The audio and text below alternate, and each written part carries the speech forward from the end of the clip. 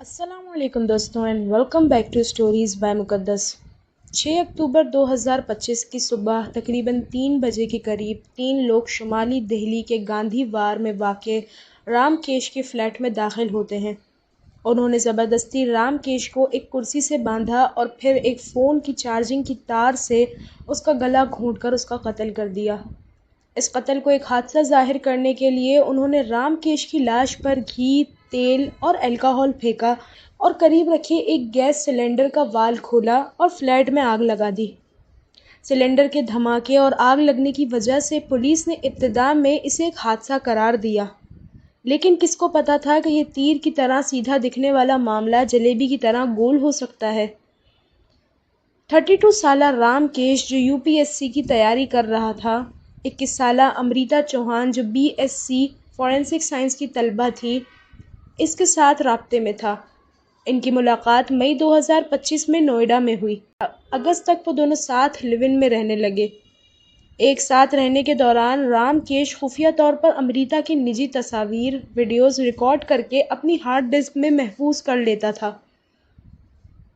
ستمبر میں جب امریتا کو اس کے بارے میں پتہ چلا تو اس نے رام کیش کو وہ ویڈیوز ڈیلیٹ کرنے کو کہا، لیکن رام کیش نے صاف انکار کر دیا۔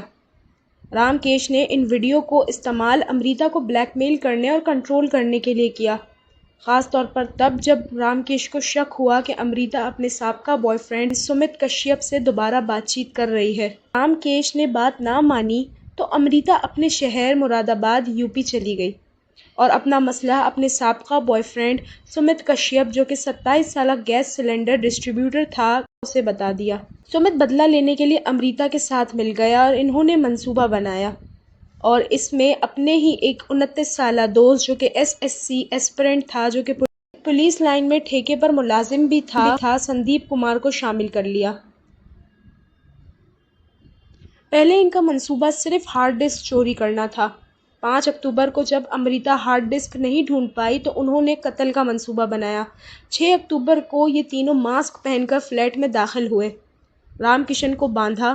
سب سے پہلے انہوں نے اس سے ہارڈ ڈسک ہی مانگی، مگر اس نے ہارڈ ڈسک دینے سے منع کر دیا۔ زبردستی کری اور پھر بھی اس نے ہارڈ ڈسک نہیں دی تو سائیڈ میں پڑی ہوئی موبائل کی وائر سے سمت نے اس کا گلا گھونٹ کر اس کو مار ڈالا اور برابر میں پڑے ہوئے گیس سلنڈر کا نوزل کھول دیا، جس سے پورے کمرے میں گیس پھیل گئی اور سمت نے اپنے ہی لائٹر سے سلنڈر میں آگ لگا دی۔ امریتا نے اپنی فورینسک علم اور کرائم شوز کی معلومات کو استعمال کیا۔ وہ گھر سے باہر نکلتے وقت دروازے کی جالی میں چھوٹا سا سوراخ کر گئی اور اس سوراخ سے ہی اندر کا دروازہ بند کر دیا تاکہ یہ لگے کہ زبردستی گھر کے اندر کوئی داخل نہیں ہوا اور چوری نہیں کی گئی۔ بعد رام کشن کے والدین کی طرف سے شک ظاہر کرنے کے بعد پولیس نے CCTV کیمراز چیک کیے۔ پولیس نے امریتا کے فون کی لوکیشن بھی ٹریک کی جو کہ قتل کی رات فلیٹ سے ہی مماثل تھی۔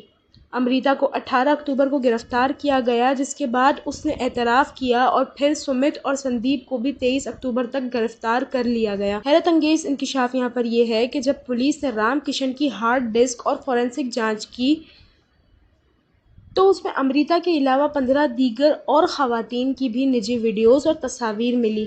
اس سے یہ بات ثابت ہوئی کہ رام کشن ان خواتین کو بھی بلیک میل کرتا تھا اور یہ ایک سیریل کلر مجرم تھا۔ اس کیس کی آخری اپڈیٹ یہ ہے کہ جولائی 2024 میں امریتا کے خاندان نے اخبار میں اعلان دے دیا تھا کہ وہ امریتا کو اپنے خاندان سے آگ کر چکے ہیں، یعنی کہ سارا تعلق ان کا ختم ہو چکا ہے۔ اس کا مطلب امریتا کا کوئی والی وارث نہیں ہے۔ یہ کہانی اس سوال پہ ختم ہوتی ہے کہ کیا رام کشن کے غلط ہونے کے باوجود بھی امریتا کا قانون کو ہاتھ میں لینا کیا درست تھا؟ آپ اپنی رائے کا اظہار کمنٹ سیکشن میں ضرور کیجیے گا۔